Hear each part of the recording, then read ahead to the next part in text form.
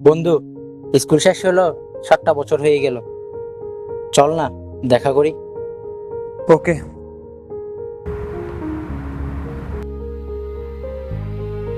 বন্ধু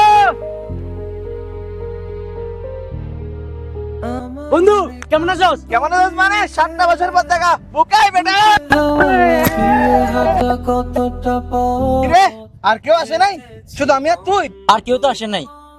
মনে হয় আমাদের 6 জনের গ্রুপে আমি আর তুই আছি। এ বন্ধু, এ বেটা, এই দেখ সাদমান নাই উড়ানা। আমি তো মনে করছি তোরা আর আসবি না। আসবো না কেমনে বেটা? আমরা স্কুলেও দেরি করে আসতাম, এখানেও দেরি করে আসছি। শালা তোরা এখনো যাওরাই থেকে গেলি। এগুলো বাদ দে বেটা, কে কি করো ওটা বল আগে। আমি বেটা একটা গ্রুপ অফ কোম্পানিতে সিভিল ইঞ্জিনিয়ার হিসেবে আছি। ওই যে আমার বাবার বিজনেস। বাবা গুটি? তুই গুটির ব্যবসা করস? তুই আগের মতো আমার সাথে ঠাট্টা মস্কারি করিস। যা বেটা, আমি আমার বাবার ব্যবসা করি। আরে আমি দুষ্টামি করতেছি বেটা। আর আমি এমনি এখন ওয়াইল্ড লাইফ ফটোগ্রাফার হিসেবে আছি। আর আমি ছোটখাটো একটা এগ্রো ফার্ম করি। আর আমি আজকে 1 মাস হলো দেশের বাইরে থাকি, ওখানে ছোটখাটো একটা বিজনেস করি। তাহলে তো আমরা সবাই মোটামুটি ভালো পজিশনে আছি। স্কুল লাইফ শেষ হয়ে গেছে 7টা বছর। এই 7টা বছরে আসলে সবকিছুই চেঞ্জ, সবাই সফল।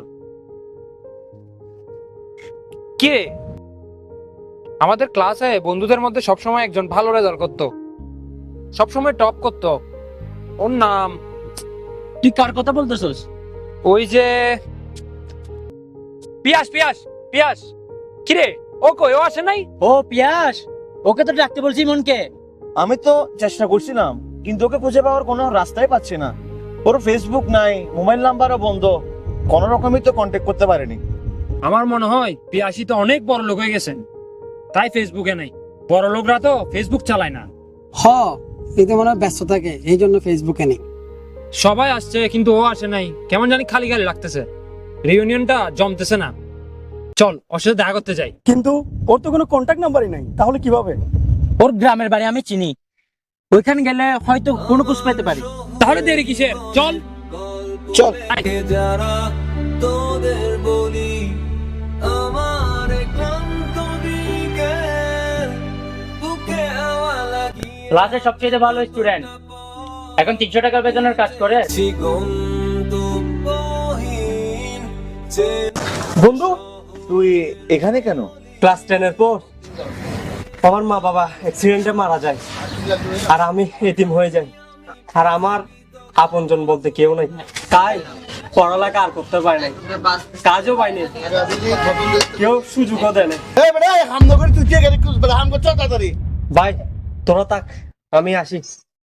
আমার আপন বলতে তো কেউ নাই, তাই মালিকও বকাবকি করে। কে বলছে তোর আপন কেউ নাই? তোকে আমি সুযোগ করে দিব, তুই আমার সাথে আমার বাবার বিজনেসটা দেখিস। আরে না, তুই আমার সাথে বিদেশ চল, ওইখানে আমার বিজনেস আছে। আরে না না, তুই আমার সাথে আমার এগ্রো ফার্মে পার্টনার হবি। আরে কি বোরিং এগ্রো, তুই আমার সাথে ফটোগ্রাফি কর, দেশ বিদেশ ঘুরবো আর এনজয় করবো বন্ধু মিলে। আরে ভাই তোরা থাম তো, আমাকে সিদ্ধান্ত নিয়ে সময়টা দে, আগে তোরা জড়িয়ে দাও আমাকে। সন্ধ্যা নামার আগে ঘামে ভেজা শরীরে বাড়ি ফেরা এত বছর আমি এতিম ছিলাম, আমাকে এই কথাগুলো কখনো কেউ বলে নাই। বুঝছস বন্ধু, কঠিন সময়ে যে বন্ধুগুলো জড়িয়ে ধরে তাদের ঋণ কখনো শোধ করা যায় না।